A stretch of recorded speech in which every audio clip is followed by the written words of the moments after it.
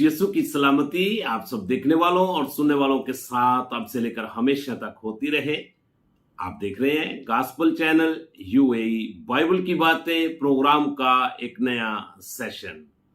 इस नए सेशन में आप सबको वेलकम और खुशामदीद कहता हूं और आपके लिए बरकत, सेहत, सलामती की दुआ चाहता हूं। सो मेरे अजीजों, आए कलाम मुकद्दस की तरफ तवज्जो करें। आज का हमारा नया मौजू, आज का हमारा नया टॉपिक, सादक लबनान के देवदार की तरह बढ़ेगा।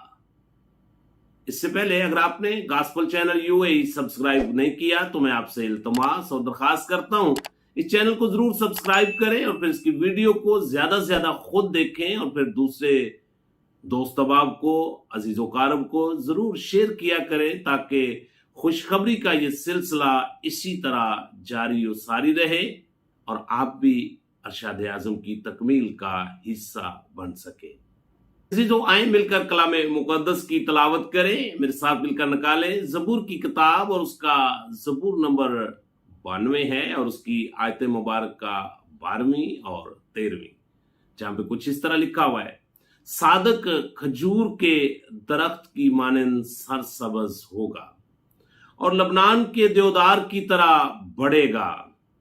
जो खुदावन खुदा के घर में लगाए गए हैं वो हमारे खुदावन खुदा की बारगाहों में सरसब्ज होंगे।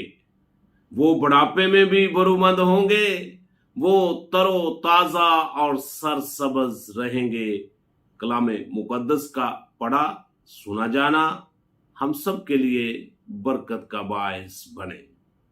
मेरे अजीजों, जब हम लफ्ज सादक का बाइबल मुकद्दस में मुतालिया करते हैं, बाइबल मुकद्दस के पहले हिस्से में इसका जिक्र और तज़किरा हमें 196 मर्तबा मिलता है और जब हम बाइबल मुकद्दस के दूसरे हिस्से में दाखिल होते हैं जिसको हम नए अहदनामा के नाम से पुकारते हैं, तो इसमें लफ्ज सादक का जिक्र हमें 3 मर्तबा मिलता है। टोटल बाइबल मुकद्दस में लफ्ज सादक जो है इसका तज़किरा और जिक्र हमें 199 मर्तबा यानी 199 मर्तबा मिलता है।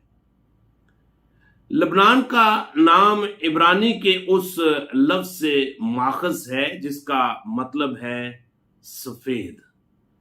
सादक के लिए जो यूनानी और इब्रानी के मतन में लफ्ज इस्तेमाल हुआ है उसका मतलब है ईमानदार, रासबाज, खुदा के अहकामात के ऊपर अमल करने वाला, खुदा के कलाम की हदूद में अपनी जिंदगी को गुजारने वाला, उसको सादक, रासबाज, ईमानदार कहा जाता है।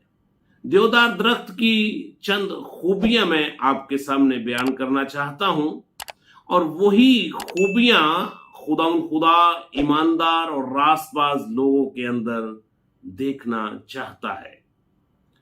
नंबर 1, खजूर और देवदार का दरख्त सदाबहार दरख्त होते हैं, यानी इसके पत्ते 12 महीनों में हरे भरे रहते हैं, कभी मुरझाते नहीं।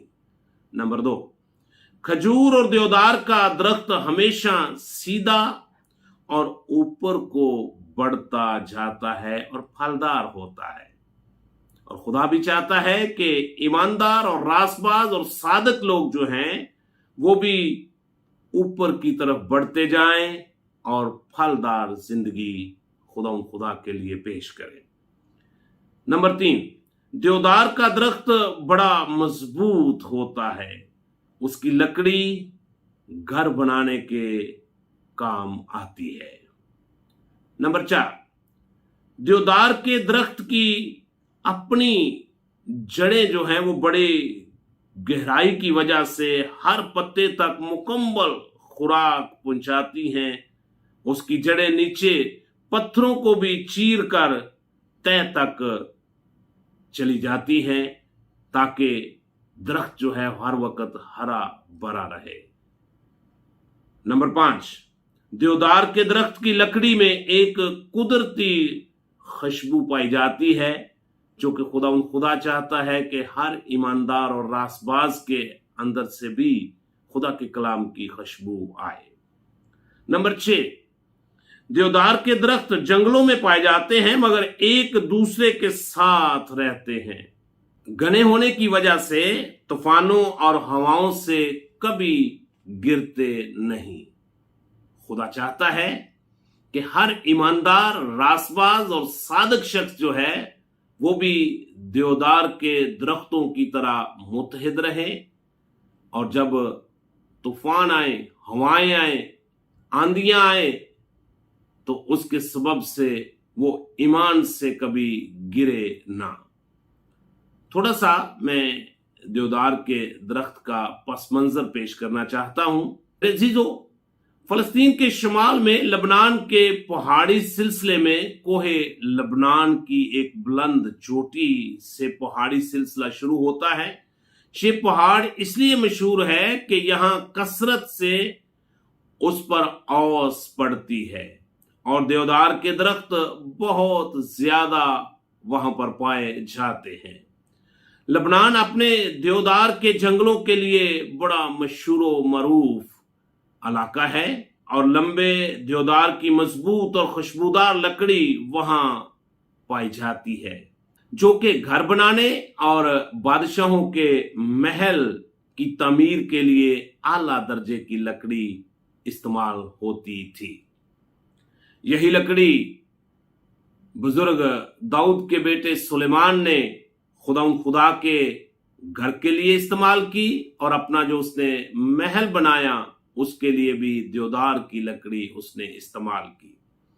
लबनान इसराइल के साथ ही मुंसलिक एक मुल्क है, उसका हमसाया मुल्क है, और लबनान की सरहदें फलस्तीन के शुमाल में लगती हैं। यहाँ पर बहुत ज्यादा तूफानी हवाएं चलती हैं, मगर देवदार के जंगलों में जो दरख्त हैं वो घने होने की वजह से तूफानों का मुकम्मल मुकाबला करते हैं और कभी तूफानों की वजह से गिरते नहीं है।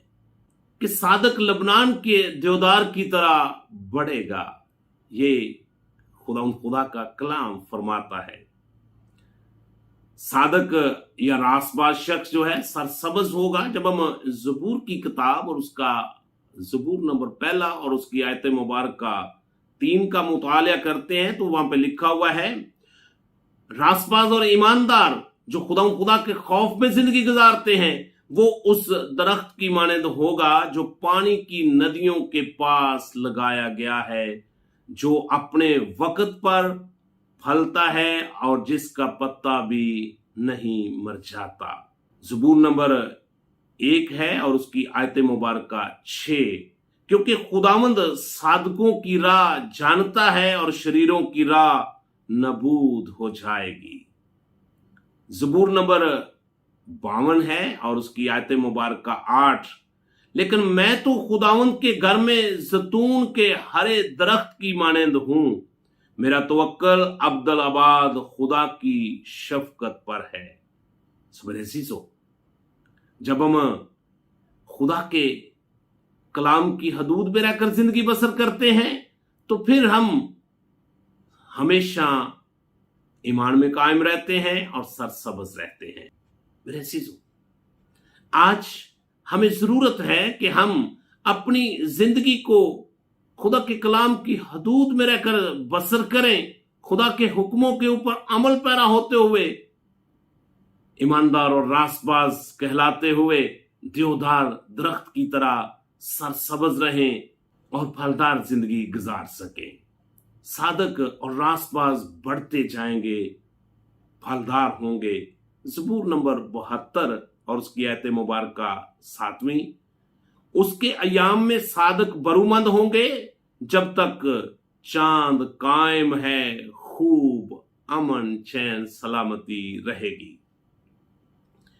इमसाल की किताब और उसका 11वां बाब है और उसकी आयत मुबारक 30वीं, सादक का फल हयात का दरख्त है और जो दानिशमंद है दिलों को मोह लेते हैं। सो मेरे अजीजों, आज हमें जरूरत है कि हम खुदा के कलाम की हदूद में रहकर जिंदगी बसर करें और अपनी जिंदगी को रासबाजी का जामा पहनाएं, ताकि हम देवदार दरख्त की तरह सरसब्ज हों और फलदार हों।